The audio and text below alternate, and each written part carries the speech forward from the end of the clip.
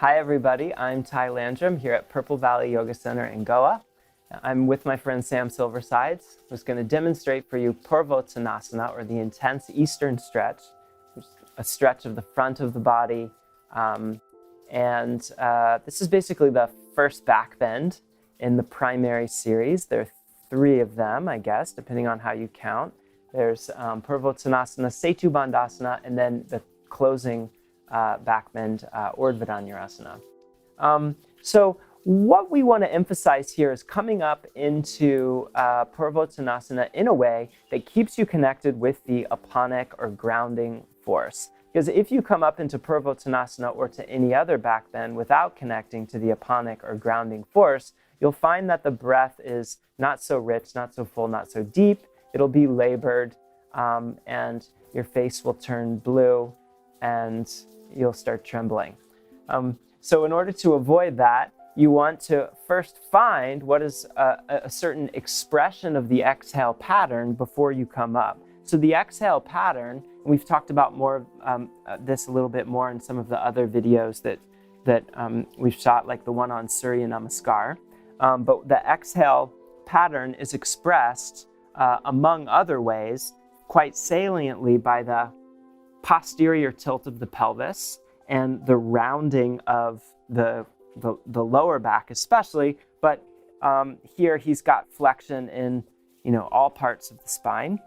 And so he's going to take that first just to help connect with the apana at the center of the pelvis. So notice that in this position, the pelvis is narrowing in the front and widening in the back, and he's even reaching his coccyx forward, the tip of the tailbone, to create a sort of hollowing out feeling in front of the pelvis. Maybe even a feeling of scooping out in front of the sacrum, okay? And so he's going to start to press the heels down into the floor, and then to come up into Purvottasana, he's going to continue that movement of the coccyx forward and up. And then as the pelvis starts to rise up to almost as high as it's going to go, he's going to drop the pubic bone down toward the coccyx and spiral the legs in so that the big toes reach all the way down toward the floor, okay? And so he's going to come up in a sort of waving action like this. And then he'll have the head dropped back and a very expansive, vibrant prana pattern radiating from the heart, okay? So go ahead, Sam, whenever you're ready. So he inhales and lifts. And now you can see the way that his legs are spiraling internally. He's straightening the legs. The heels are still pressing down. And he's pressing forward, using the strength of his arms to press forward into his feet.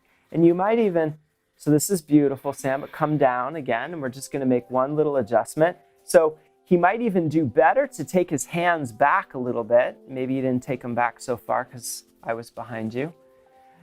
And then he's going to use the hands, pushing the hands backward to shift his center of gravity even further forward once he's all the way up into the form.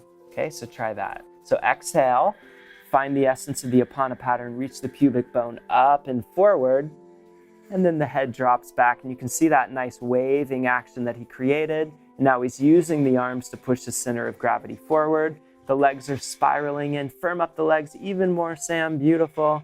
And the head's dropped back, and he's looking down the line of the nose softly to about here.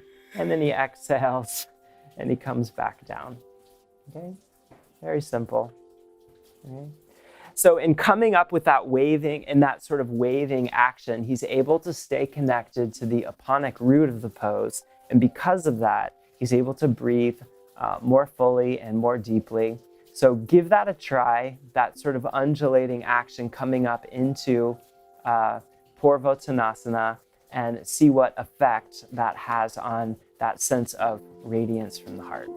Thanks so much for watching.